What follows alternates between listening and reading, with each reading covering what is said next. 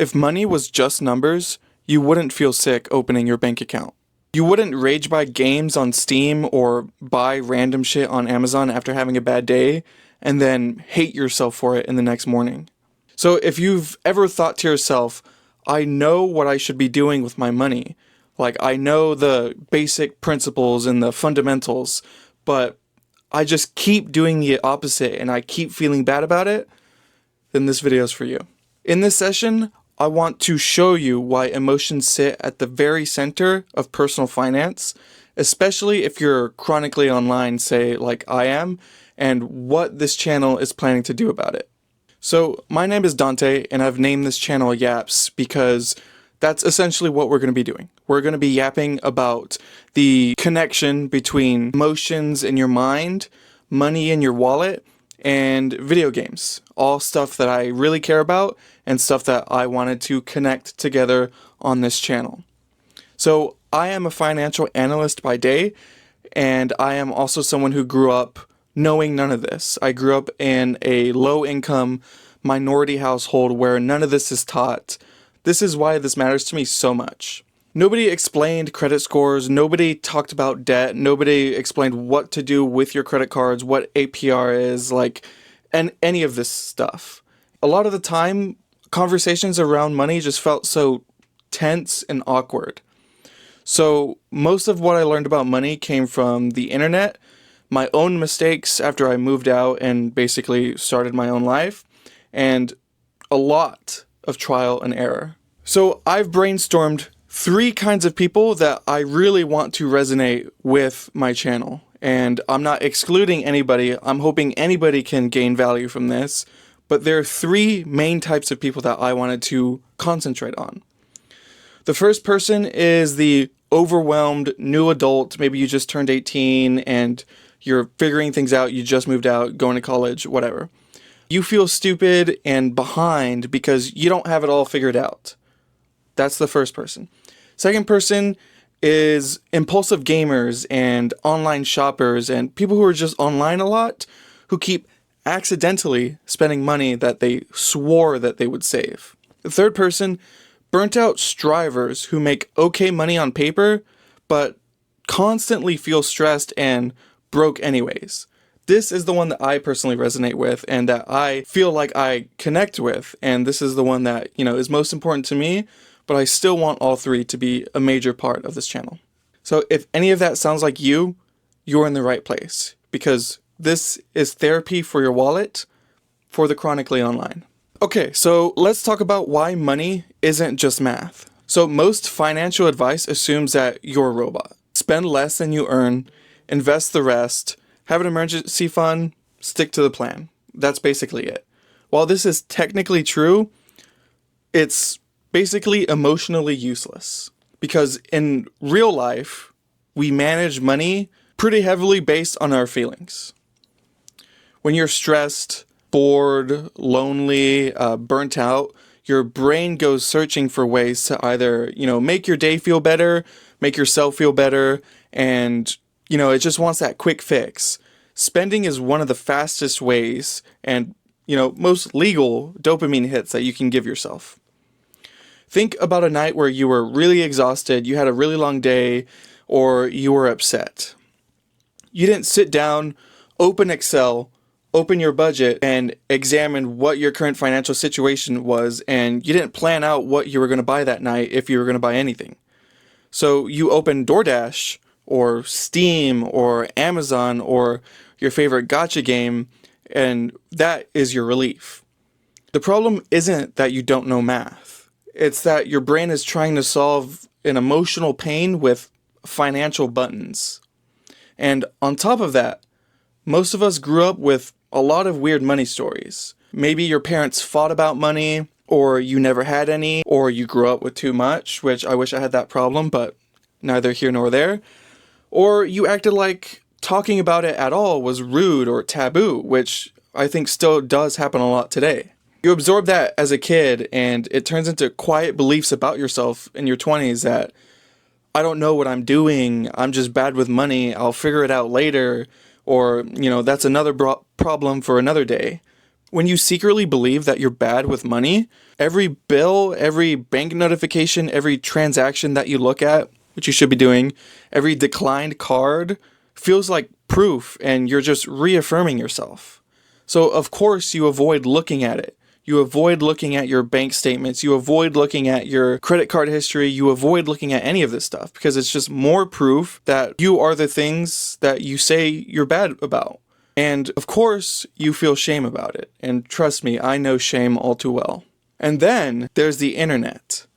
Your feed is a mix of people yelling, treat yourself, you deserve it, people flexing insane purchases and lifestyles that they're not actually paying for or they can't sustain, or people telling you that you're a failure if you're not a millionaire by 17. Your nervous system and your brain is getting cooked, honestly. Like, we're cooked from both sides.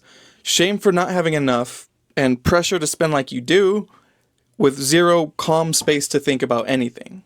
And you put all of that together, and no wonder why your wallet and your brain is a mess. It's not just numbers. And, trust me, I would consider myself a numbers person. Personal finance is not just numbers. It's your brain, your upbringing, your life story, your algorithm. They're all fighting over the same credit card. So what do you actually do with all of that? Instead of dropping a full budgeting system on you in the first video, I want to give you just one small habit that you can try and implement today to help start separating your feelings from your spending.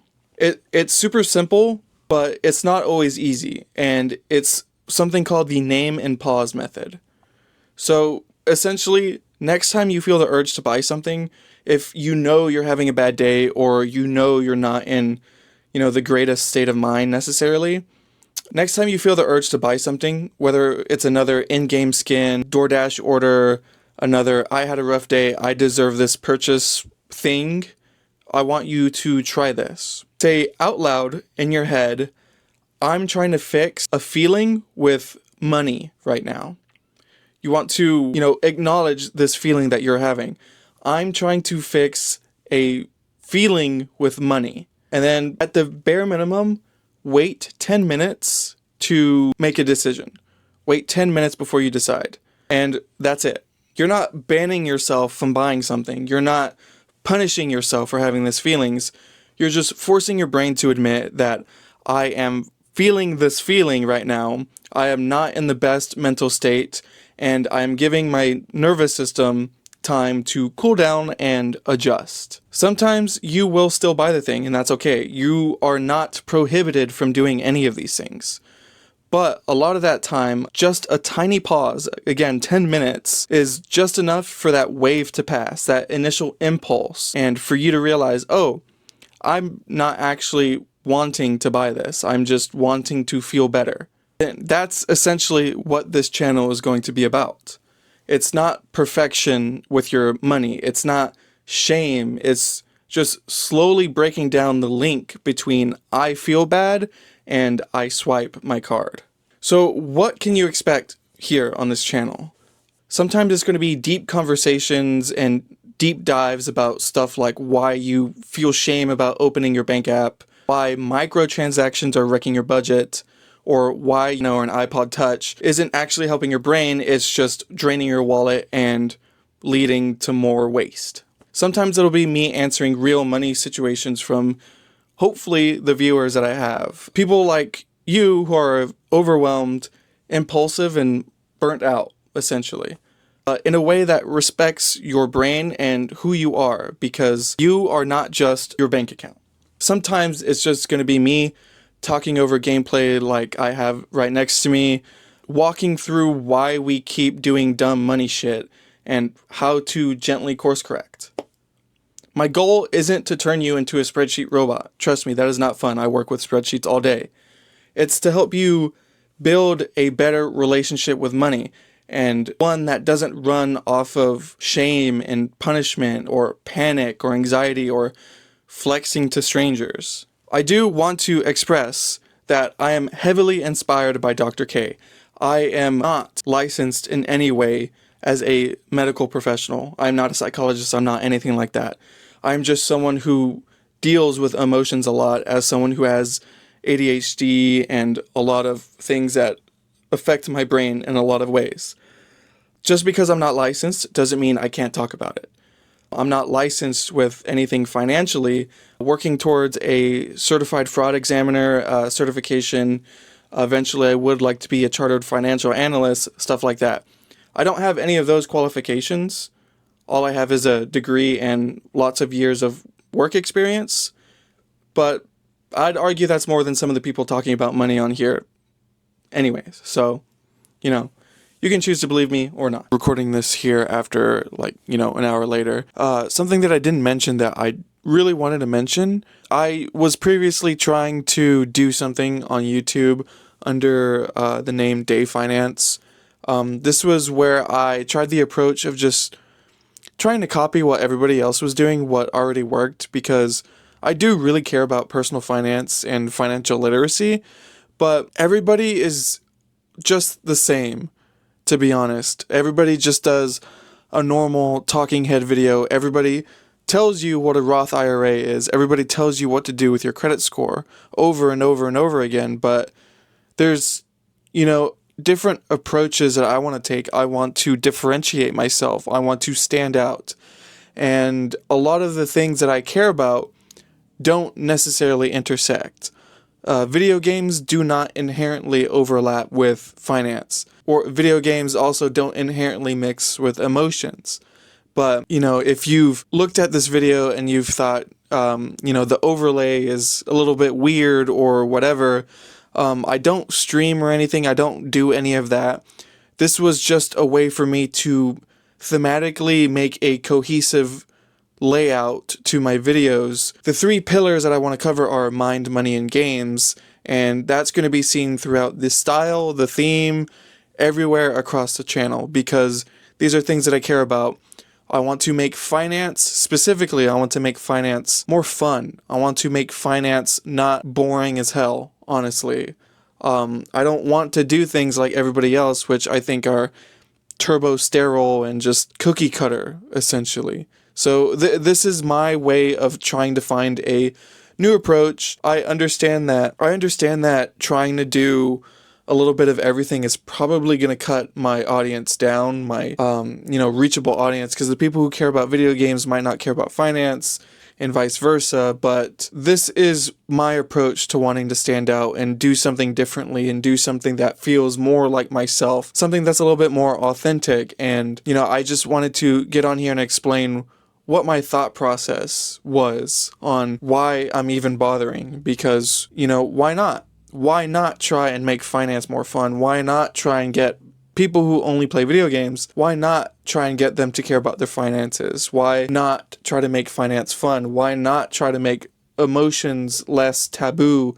And, all of these things. So I just want it to be a cohesive theme. And I haven't really seen that on YouTube, and I haven't really seen that, at least in long form content, just the overlap of talking about video games, the emotions involved in, a lot of these things, and then finance too. The intersection is basically the emotions, and a lot of this can be applied to outside just finance or outside of video games. People feel shame when they cheat on their diet. People feel shame when they, don't do certain things. There's a connection between all 3. I haven't really seen that explored much, if at all, on YouTube. Like I said, I tried this before on Day Finance. I tried to do what everybody else was doing, and I felt hollow inside, which is why I wasn't really consistent with it. I love video games, I love finance, and I love having deep conversations about emotions and psychology and all of this stuff. So this is my attempt at being different. This is my attempt at, essentially being a jack of all trades, even though I may not be a master of none.